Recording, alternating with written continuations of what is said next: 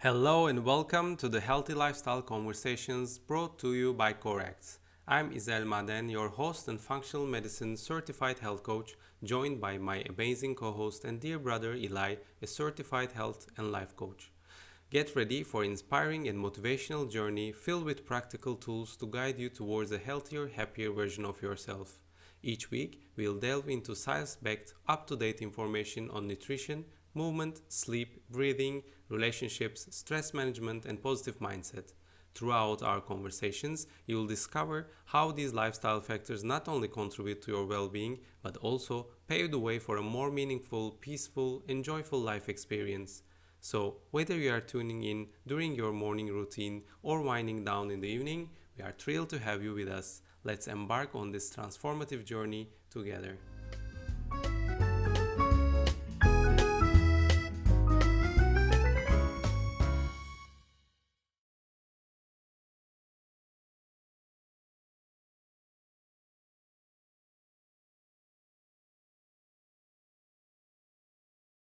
Hello, everyone. Good evening. I hope you are doing well. Today, we will talk about the vagus nerve, which is fascinating for me. I hope you will find it interesting too. I never heard of vagus nerve until 4 years ago, when I started to be interested in functional medicine. I hope today I can give you a good piece of information and make it interesting for you because I think vagus nerve is have a critical role in our health and wellness. I will start with a little bit explanation of our autonomous nervous system. It's a part of our nervous system, and its main role is to regulate our inner organs and also involuntarily body functions automatically, which means that it doesn't need our conscious interference. A classical example is our body temperature and our blood pressure, our breathing most of the time, breathing rate. Whenever we are under stress, our breathing rate is going up without our control. Sometimes we have some anxiety attacks, and then we feel that we don't have the control on our breathing rate. Also, our digestion, hormone secretion, and also emotional responses, pancreas function, heart rate, liver function, uh, also pupillary response, how much we open our eyes. Sometimes it depends if you are under stress or not. Urination and defecation, also sexual response. A lot of things. Our immune system also regulated and affected by our autonomous nervous system. Soon I will explain what is the connection between our autonomous nervous system and our vagus. This autonomous system is further divided to three branches. So we have sympathetic nervous system, parasympathetic nervous system, and also enteric nervous system.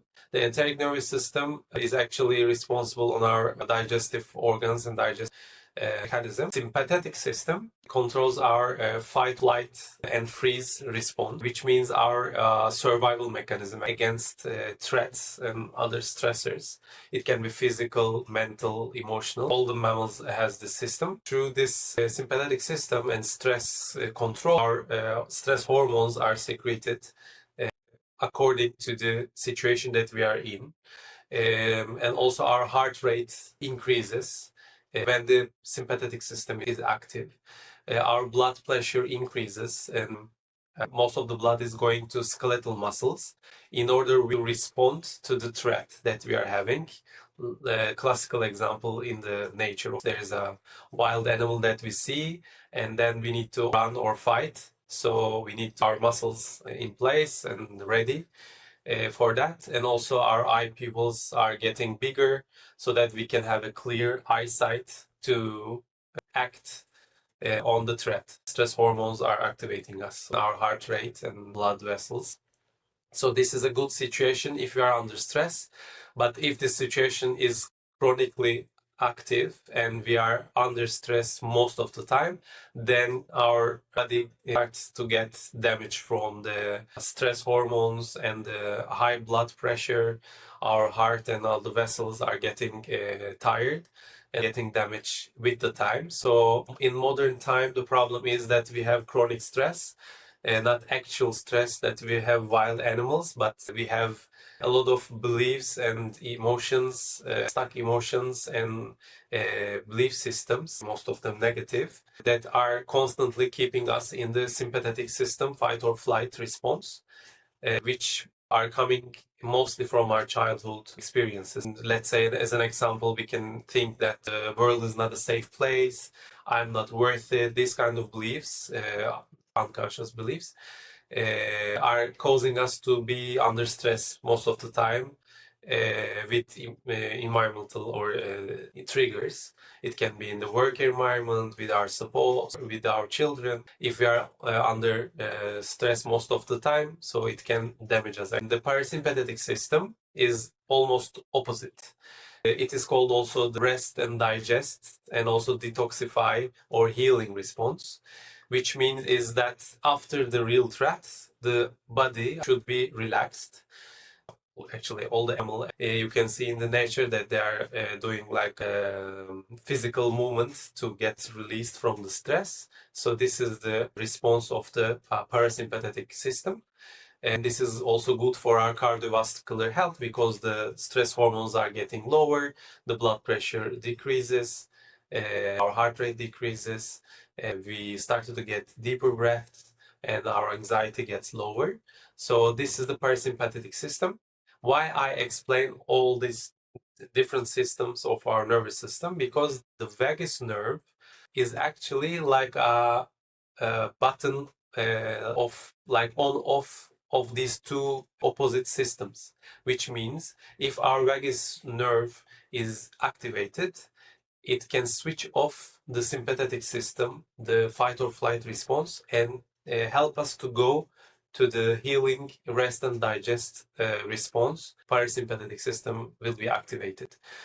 But the question is how we can control the vagus nerve or help our vagus nerve to be activated. Before that, physically, vagus nerve is starting from up of our brain and wandering. Vagus in Latin means wandering throughout most of our organs, critical inner organs, includes the intestine, our liver and kidney, our lungs and heart.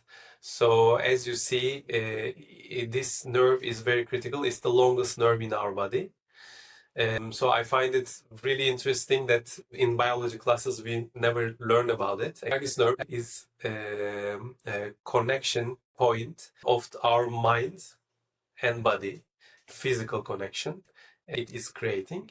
And also, as I said, vagus nerve is turning on and off our parasympathetic or sympathetic system, which is very critical in modern life because most of the time, unfortunately, we are in the sympathetic mode because of all the environmental effects, long hours of working under stress, etc. So it is a good idea to learn how we can activate our vagus nerve in order to go to the parasympathetic system whenever we need it, in order to get relaxed, and then only we can digest our emotions and also our food, and then we can detoxify better and also heal at the end of the day. So there is a concept, the title is the vagal tone.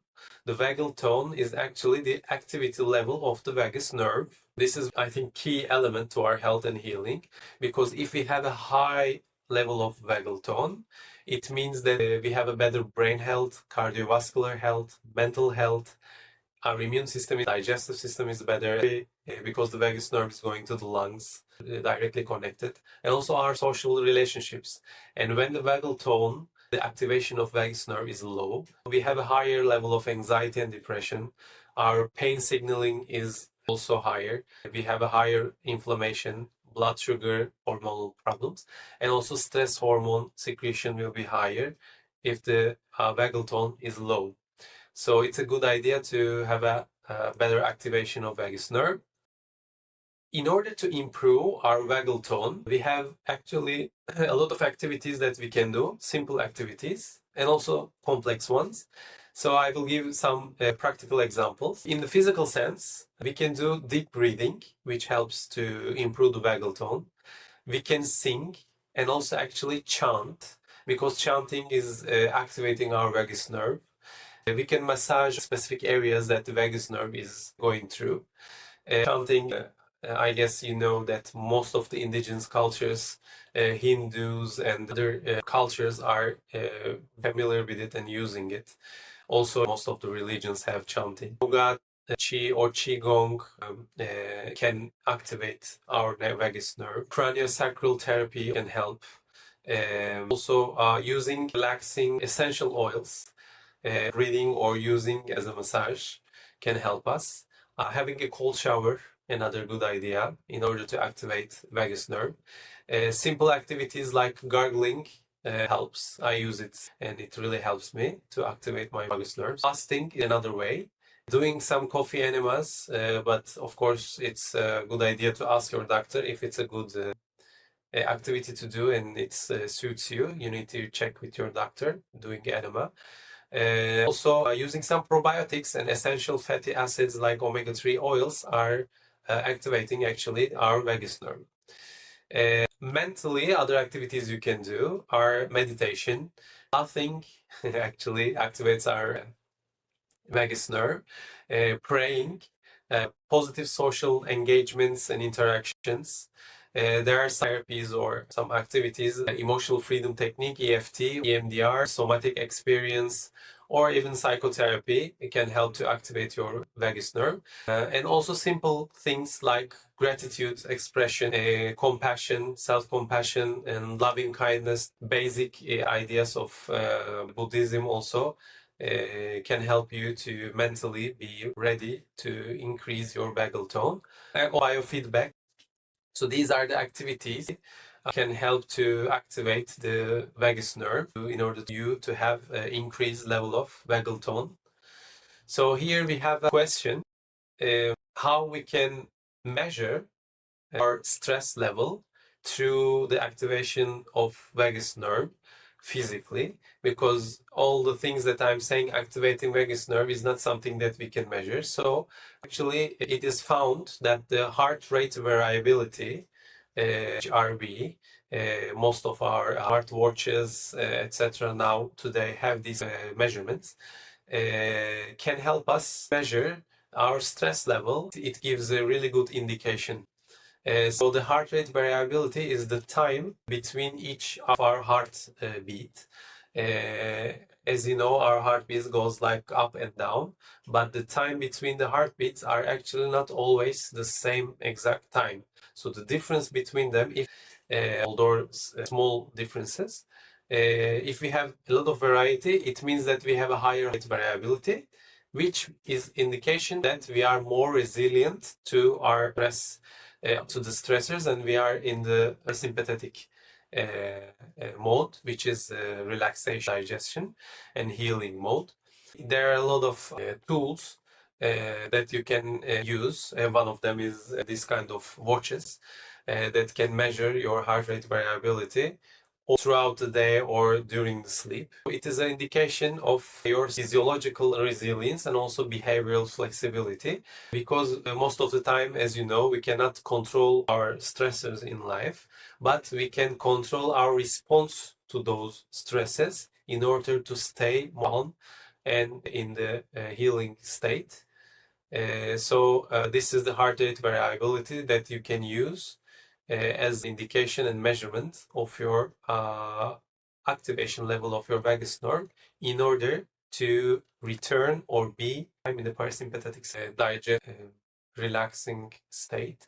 This is the aim, because only in this state we can heal and be more healthy, productive, and creative, not in the sympathetic system, which is fight or flight mode. Most of the time we don't control our inner mechanisms of our body, and in long term it can give some damage to our organ systems. There are also even our mental health like anxiety and depression. That's why vagus nerve is a very critical part of our body, which as I said, it's a physical connection of our mind and body. And it's a good idea to know how to control it, or at least to have an effect on it. so that it can serve us to be more relaxed, calm, and in the healing state. So this is what I wanted to share with you today. I hope it was interesting for you, and you can do some practical activities that I explained. They can be very simple activities, as I said, like gargling, laughing, chanting, singing, fun activities, or even some more complex ones, like some therapies or gratitude expression, or doing some yoga or qigong, these kind of activities. So thank you for coming and being with us with this episode. If there are questions, I will be happy to answer, and if not, I will be happy to see you next week too. We will be thankful if you can share our episodes that we put in the YouTube, and also you can listen in Spotify.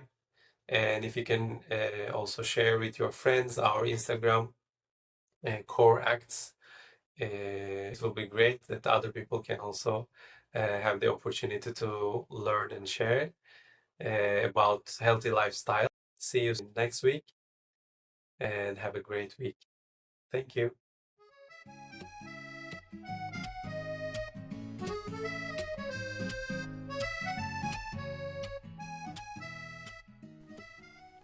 Hi there, I hope you enjoyed this episode. You can subscribe to our YouTube channel to access all of our episodes and receive notifications for new releases. Additionally, you can listen to our episodes on Spotify, Amazon Music, Castbox, and Apple Podcasts. To stay updated with more content from Core Acts, we invite you to follow our Instagram and Facebook pages. Feel free to save, like, and comment on your favorite episodes on your preferred platform. Lastly, we would deeply appreciate it if you could share and invite your loved ones to follow us on any platform convenient for them. This way, we can reach more people and contribute to elevating their health and life quality through healthy lifestyle changes. Thank you for your support.